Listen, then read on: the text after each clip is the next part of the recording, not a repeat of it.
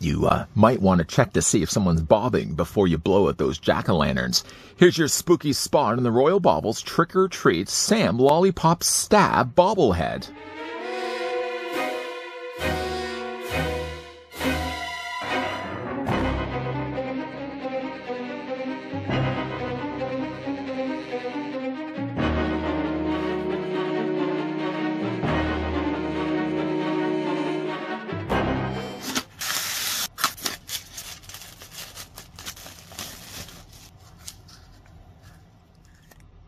Sam knows a thing or two about terrifying people on Halloween night. Embrace your love for the iconic trick-or-treat when you get this officially licensed Sam Bobblehead statue.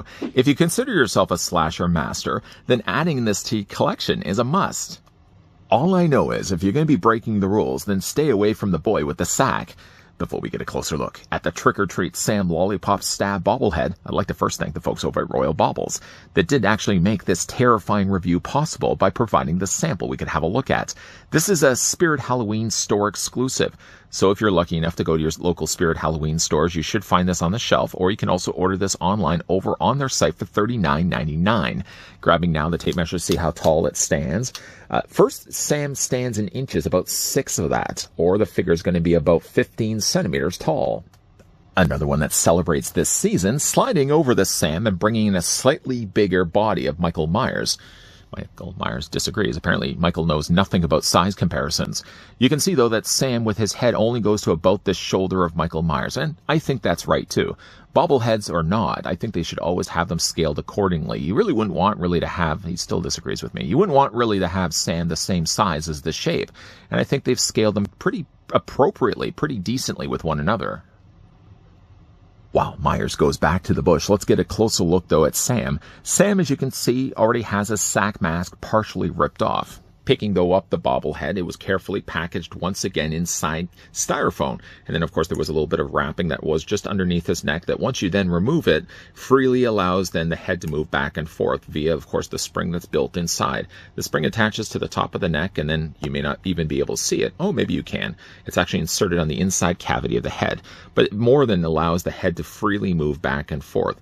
Now, these are hand-painted resin bobbleheads, so, of course, I'm sure I don't have to tell you, but careful at all times when it really comes to handling these, especially when it comes to Sam, especially just because, again, like he's got his little lollipop there in his hand. It looks like he has already taken a bite out of it and is likely going to be using it soon as a weapon. But this, I'm sure, out of all the things that are on the bobblehead, the thing that's most likely to be broken, especially the little ends pieces there. So just, again, be very careful when picking this up and moving it around. The head sculpt, as already mentioned, is the fact that half his face is now, well, half the masked face at least is missing. The one side you still can see a fully sculpted burlap sack face. Of course, it has a little button there on the eyes, and the stitching done that gives him sort of a makeshift smile. The other side, on the other hand, sort of gives him a frightening reveal underneath. As I'm sure many of you have already seen the movie by now, you get a terrifying idea of really what the creature is hiding underneath the mask. And again, you only get sort of this two-face approach. I really think that's a neat way of designing the bobblehead. Now that they've also done other bobbleheads as well, one of which we will be looking at in an upcoming video is the Unmasked Sam bobblehead, which basically is the full removal of the burlap sack altogether. The paint, though, that's been applied to this is just some of the best I've seen. You can see as well, like they've added, first of all, like a darker brown around the sections that are the burlap, colored very carefully the button eye, and even to the point that they've even stitched the little X of the threading, of course, to stitch the button in place in the first place. But then on the side that actually does have his real face underneath, just the attention to detail. I love, first of all, let's just actually hold the head so it's a little bit easier for you guys to see. I love also, first of all, how they darken the area around his eyes so you can really barely see that pupil of orange staring right at you. I also really like the way they've added a sheen to the skin of his face. So it really adds sort of a slickness, a wetness to it. Looks like he's coming alive. As, of course, the rest of the body goes. He's wearing his pajamas, his onesie. As I flip this around to the back, you can see, like, there's the pocket there on the back of his body. Again, like the attention to detail. I really like the darker orange that they went with here. This could have easily been a case where they could have made this a lot brighter than what it is, but where this is, further into the movie, Sam's been sort of, like, running around in the dirt and just gotten grimy and all the other things. He's also been killing people, too. Well, he killed one person. I guess we can kind of count that as really just the one kill that he's actually had in the movie. Most of the time, though, Sam's just sort of wandering around, sort of the spectator behind the scenes. But again, I really like the attention to coloring here. The darker, warmer orange really works quite well. And you got the little patches there, of course, as yellow. And he also has as well, like the little footed feet there on the bottoms of his pajamas, too. The bagginess that has settled on this, because it seems like he's wearing a size that's slightly too big, maybe 2 sizes bigger than him. It's sort of just like drapes on him, and I think they've done a really nice job of sculpting that onto the actual resin itself. The base itself is an actual square shape, so it's very common with many of these bobbleheads we've looked at so far that they seem to be going the route of a more square base. He has sort of more of the hardwood flooring here that he's standing on top of.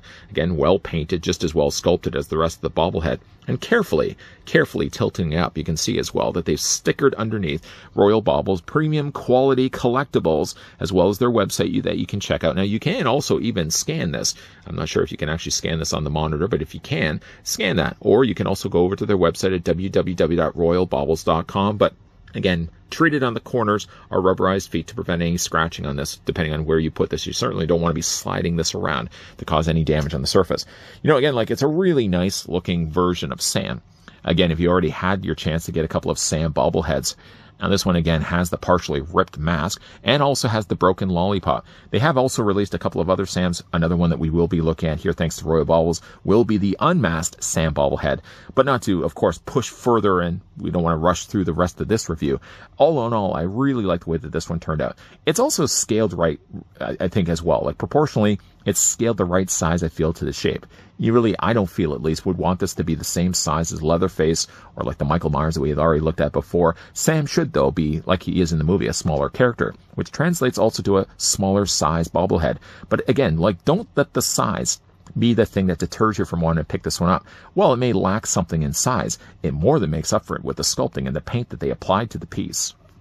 Well, I'm sure you're not going to be getting this thrown into your loot bag when you're trick-or-treating, and probably a good reason, too, as well. I mean, these are more considered adult collectors, being the fact that they are cast in resin, very carefully painted.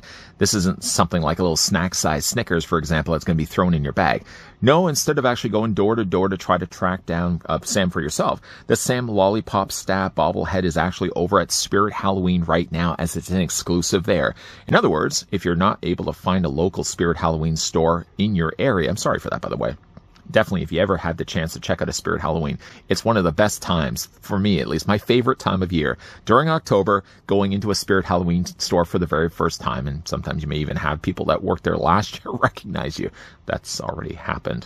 But if you're not able, to find a Spirit Halloween in your vicinity, in your area, you can always go the route of going online. Now, again, this bobblehead of Sam goes for about $39.99, just because, again, it is a resin bobblehead after all. If it was made of a different material, like say for plastic, it probably would go for a cheaper price.